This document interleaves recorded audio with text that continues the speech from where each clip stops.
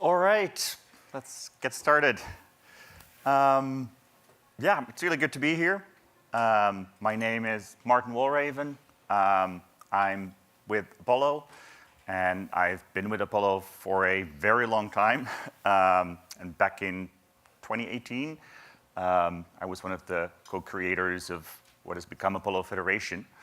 And in this talk, I'd like to take you through some of the design principles that sort of underlie Apollo Federation, but also the work we're doing together with some other folks in the composite schemas working group. And most of you have probably heard a little bit about this in the keynote yesterday. I want to sort of second what was said there. We've been sort of very happy with the very collaborative atmosphere in that group.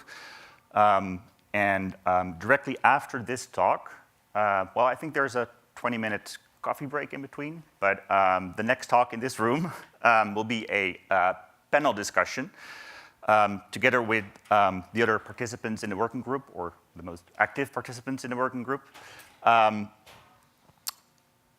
as part of that panel discussion, it'd be really great to get some questions from the audience. And because this talk is sort of a setup for that panel in a certain sense, any questions that might come up during this talk, you may also want to add to the Slido, use the QR code, and you can ask a question. We'll go over those questions and incorporate them in the panel discussion. So as part of the Composite Schemas working group, a number of us got together, sort of, I would say, slightly over a year ago. And our intention was to come to a shared understanding of a standard for federated GraphQL. We at Apollo had been working on Apollo Federation for many years, but over the years, Federation had become increasingly popular, and some other folks in the community had also started thinking about approaches to federated GraphQL. So what we tried to do in that working group, especially in the first couple of months, I would say, is first get to sort of a shared understanding of what we were trying to accomplish. And the first question we asked ourselves was, what do we actually mean by federated GraphQL? Because we had noticed that the term federation was being used sort of increasingly in a number of different ways. And one way of looking at sort of this question is through GraphQL itself. So GraphQL itself is already a technology that is often being used for sort of orchestrated data fetching. It's a way of connecting many different APIs as part of a single schema. This by itself is not federated GraphQL. The next step for many people is to basically ask themselves the question, what if these underlying APIs, instead of speaking REST or gRPC or representing some other data source, what if those APIs also had GraphQL APIs? Wouldn't it be nice, people often said, if we could compose a schema from many underlying GraphQL schemas? And this is actually a path that we ourselves at Apollo also went through. Some of you may remember schema stitching or even used schema stitching. What not too many of you probably know is that that was originally a project, an open source project that was initiated by Apollo. It was later adopted by the Guild, and the most recent versions are, in certain respects, very different from sort of our original naive attempt. But it sort of represents a way of thinking that is still pretty pretty common when people first start thinking about composing schemas. And to zoom in a little bit on this picture, what would an underlying schema in sort of this model look like? So let's say we have a review service. This is some kind of e-commerce site, and one of our APIs represents reviews. So we might have a field representing the rating. We have a body text. But of course, this being a graph, there are also relationships. And then things start getting a little more complicated. And the way we handled this with schema stitching and the way this is still handled in some approaches is to basically say, well, we have sort of a foreign key. We have, in this case, an author ID. We have a product SKU, and these represent relationships. But in this underlying schema, they're just scalars. And that's not all, because often relationships sort of have two sides. In this case, a review is not just associated with an author and a product, but we may also want a way to get the reviews for a product or the reviews written by a certain author. And then in these types of models, you're sort of forced to add query root fields that give you access to these relationships. Something like reviews for user, reviews for product. And this is all very well, but this is not actually a GraphQL schema that you would sort of have a client use. It doesn't really represent a graph. So it's an incomplete schema in that sense. The actual schema you want looks more like this. So we have a review, and a review has an author field that points to a user and a product field that points to a product.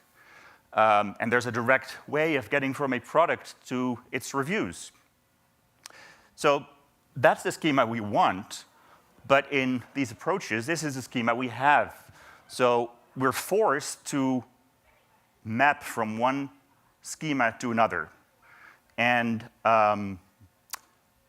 people often look at this as sort of a very flexible approach. They like the idea of being able to basically pick elements from an underlying schema, transform them, sort of shape them in any way they want. But what that leads to is a pretty heavy sort of mapping layer. And there are many ways of actually sort of implementing that mapping layer. You could be writing actual code. You could be using a declarative approach. But in the end, you're still responsible for sort of not just maintaining these sort of two schemas, but also the mapping between them. And this is a very simple example, but even like adding a single field to product, let's say we also want the average rating, that also forces us to add another entry point to the query, average rating for product. And you can see how this sort of quickly leads to a pretty hard to understand schema. The underlying schema is not just incomplete, but it's actually, there are a lot of implicit dependencies here.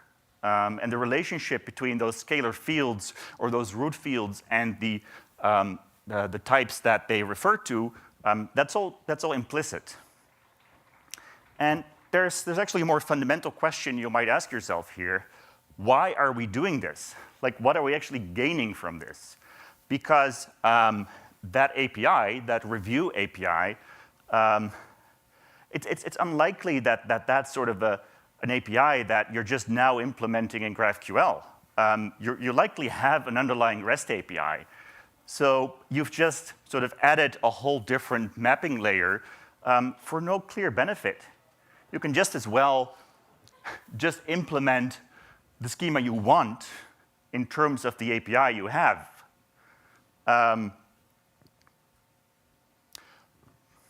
If you then zoom out again, and you look at this picture, the picture that represented sort of people's conception of composite schemas,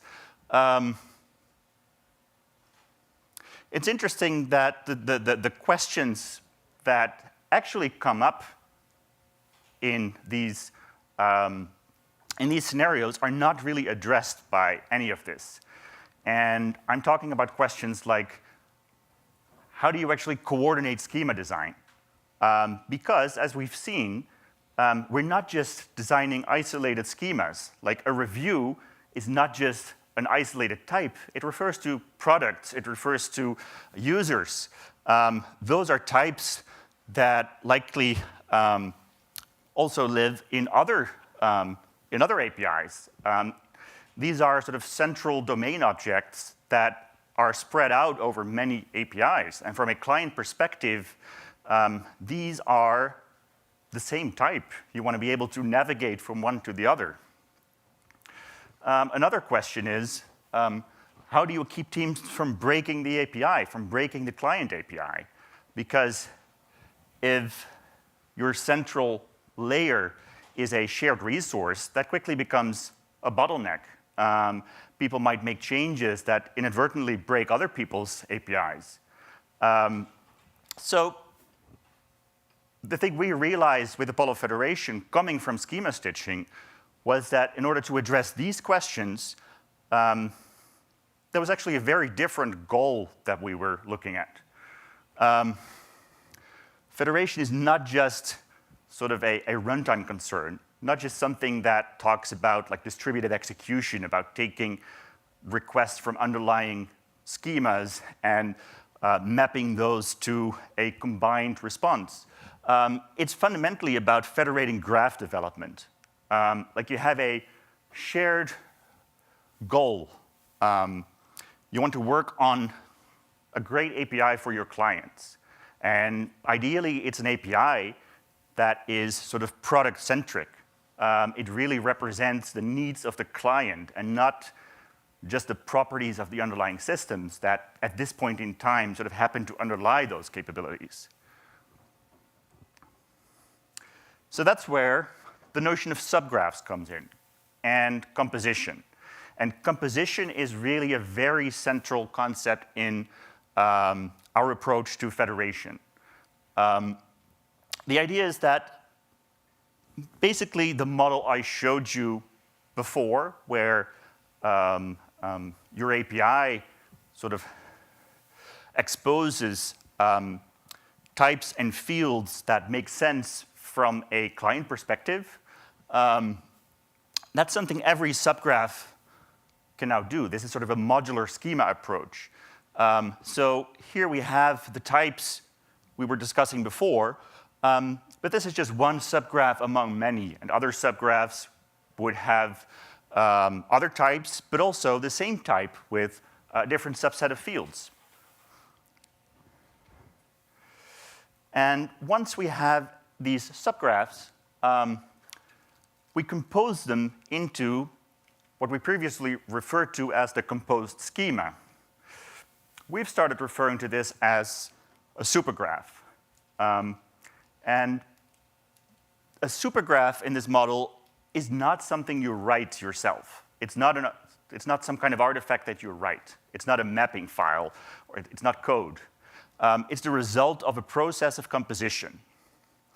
And this process of composition takes in a set of subgraph schemas, and it takes care to ensure that the types and fields that you define in your subgraphs actually fit together. And I'll say more about sort of how that works later, but there's a very sort of principled way of thinking about the process of composition. What's also important is that composition is a build time process. So this happens before you actually deploy a subgraph.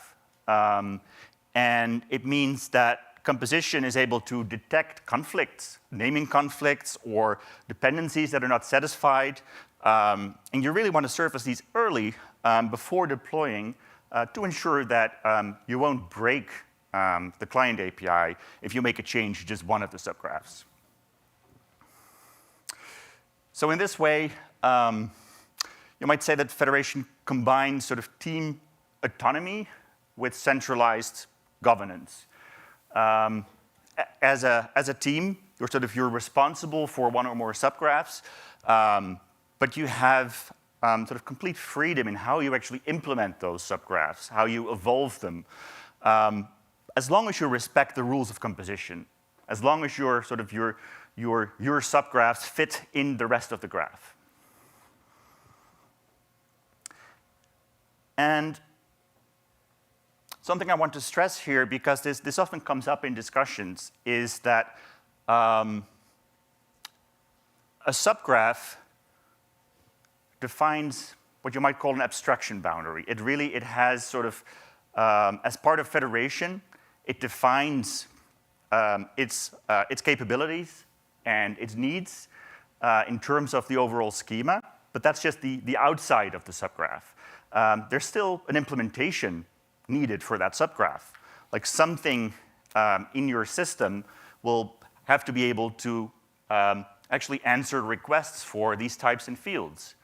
So a subgraph is actually sort of something that mediates between that product-centric view, that sort of client API view, and whatever underlying services sort of offer those capabilities.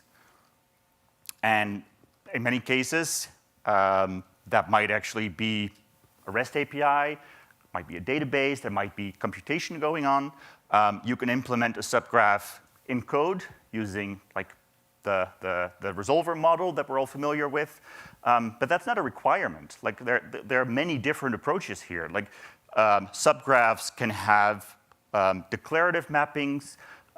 They can sort of connect to underlying systems in various ways. That can be workflows around sort of how you define these subgraphs and how you define the mapping with the underlying system. So we're not necessarily restricting ourselves. We're not saying, we're not forcing people to sort of buy into a new data model. We're just asking people to be very principled about like how they define these capabilities and how they map them to an underlying system. And one thing I want to stress here is that in this model, subgraph boundaries should never be exposed to clients. Clients should not be aware of where certain data comes from or where certain capabilities live. And there are various reasons for this. Like one is just a simple reason that from a client perspective, like a product-centric API shouldn't have to deal with details of underlying implementations. But another important reason is evolvability. You want to be able to make changes both to individual services, but also to sort of the boundaries between them. You want to be able to move functionality around. Maybe you have an opportunity to use a new API for part of your graph. And all those changes should be possible without affecting the client API. And this also speaks to the fact that the types that you expose in your subgraphs are often shared. It would be a very weird situation where you have a prefixed product, REST API v1 product, and a REST API v2 product. That leads to a situation where your clients are dependent on those underlying systems. So you really want to be sort of on the lookout for those shared types that make sense from a domain perspective. So that's the big picture. That's what we mean by federation. And it's something that we've long used with Apollo Federation. But within the Composite Schemas Working Group, we've found agreement on these principles. We've made improvements to the model. So we're really happy with the way this has worked out so far. And I want to give you sort of a sneak preview of sort of some of the things we've been working on. But in the context of this talk, I won't be able to go into a lot of detail, and I want to invite all of you to, well, ideally participate in the working group itself, but for now, attend the panel discussion after this talk. But the question you might ask if you're looking for more detail is what would such a principled composition model then look like? And we've already talked about shared types. In Federation, we call those entities. And these entities, they act as sort of hubs in your graph. They're often sort of central domain objects. They're highly connected. Like that's where relationships live. So think about types like product or customer or domain-specific objects like flight or order. And the way we think about these is they're uniquely identifiable through some kind of key. And you may be aware of other approaches to sort of identifying unique objects in GraphQL, like the node interface with its requirement of sort of a single ID scalar field. What we found with Federation is that when you're talking about these distributed systems, there are often very different ideas about sort of what uniquely identifies a certain domain object. Different APIs may have a different way of identifying these objects. These things might change over time. So it was important to us to support multiple fields for an entity and also sort of complex fields. In this case, there's a product that can be identified by either a SKU or a UPC. And different subgraphs may actually expose sort of different keys. And as sort of an evolution of the approach we took with Apollo Federation, the current proposal in the composite schemas working group that Michael already mentioned in his keynote yesterday is lookup. So through a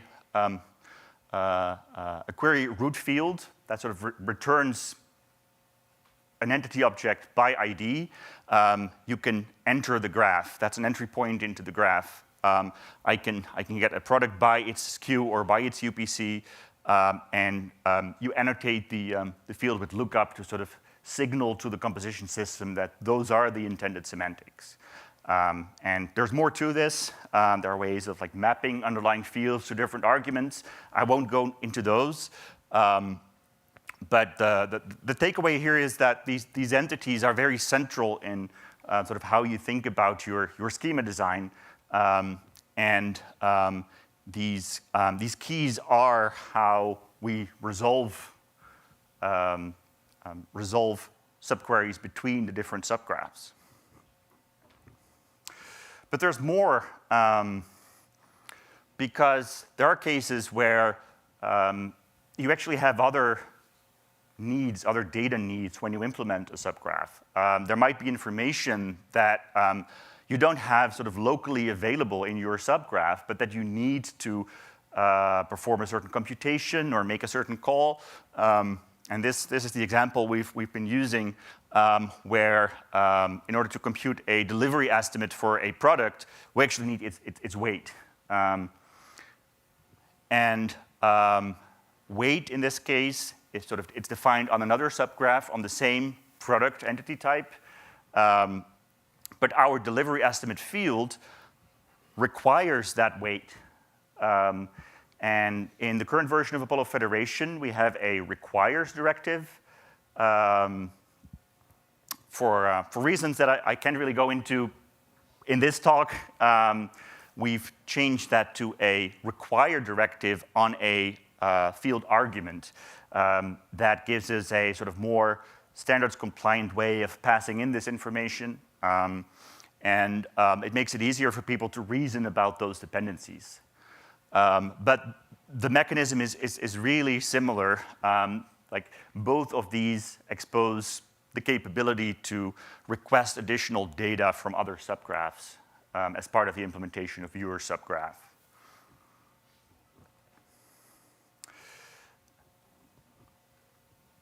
So one way of thinking about the process of composition is that it defines the guardrails for team collaboration. So we have we call this composition validation. There are various stages to it. But basically, what we try to do is ensure that a set of subgraphs fits together. That's the first stage. That means fields need to be compatible. It means that keys need to be properly defined. So the fields you refer to actually need to exist. And all this ensures, when composition succeeds, that at runtime, that supergraph will be able to execute the queries that come its way. So we really want to make sure, and we've sort of defined the validation rules in a way that ensures that any sort of inconsistencies or breaking changes would be detected beforehand. And the way we sort of think about this, define this, is in terms of what we've called the fundamental property of federation. And this is a very informal way of stating it. It's actually, it's a fairly complicated part of the process of composition. But what it basically ensures is that as a client, when you execute a query against the supergraph schema, that query should never error out because we have no way of resolving that query. So we need to make sure that for every possible valid query against the supergraph schema, there should be at least one way of actually satisfying that query by executing queries against the subgraphs. And this may sort of sound like a very reasonable property, but the model, when you start thinking about sort of the subgraph supporting different subsets of keys, different data requirements, abstract types, this model can actually get quite complicated. So this property is really important to ensure that sort of hard to detect cases still lead to validation failures. This is the property that really ensures that there won't be a situation where an otherwise valid query will error out at runtime. So you might ask yourself, what's next for Federated GraphQL, given sort of what you just heard? The standards process in the working group is ongoing. And it's an open process. Everyone is happy to, we're really happy for people to join. Everyone is welcome. We've started thinking of the specification that will be the outcome of this process as GraphQL Federation. That's a working title for now, but we all like it. And one of the reasons we like it is because it really stresses the continuity between what is there today, Apollo Federation and other approaches that sort of refer to federation, and the new GraphQL Federation specification. And there's actually no reason to really think about this as a new specification. We, together with Chili Cream and the Guild, the most active participants in the working group, we've really been able to come to a shared understanding based on not just Apollo Federation, but also new work that they had been engaged in the context of GraphQL Fusion. That's where ideas like lookup and require come from.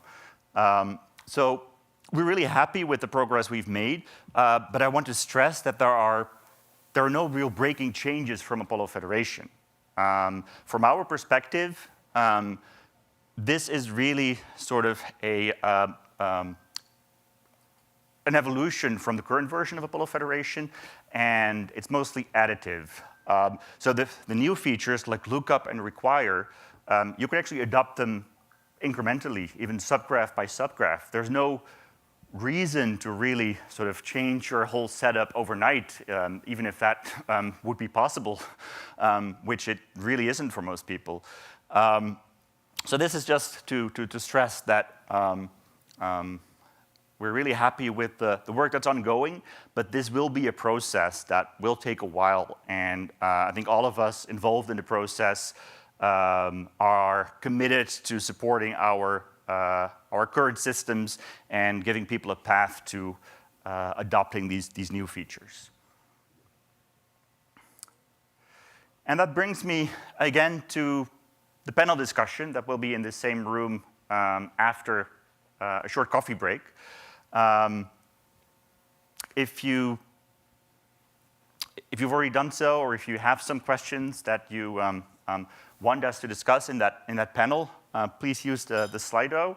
I'm not sure if we have time for questions in this room, but it might actually be good to wait for the panel discussion, because I think that's the right setup for most of these questions. Unless there's a question that's specifically about sort of this presentation. All right. Then, yeah, I hope to see most of you in about 20 minutes, and we'll continue from there.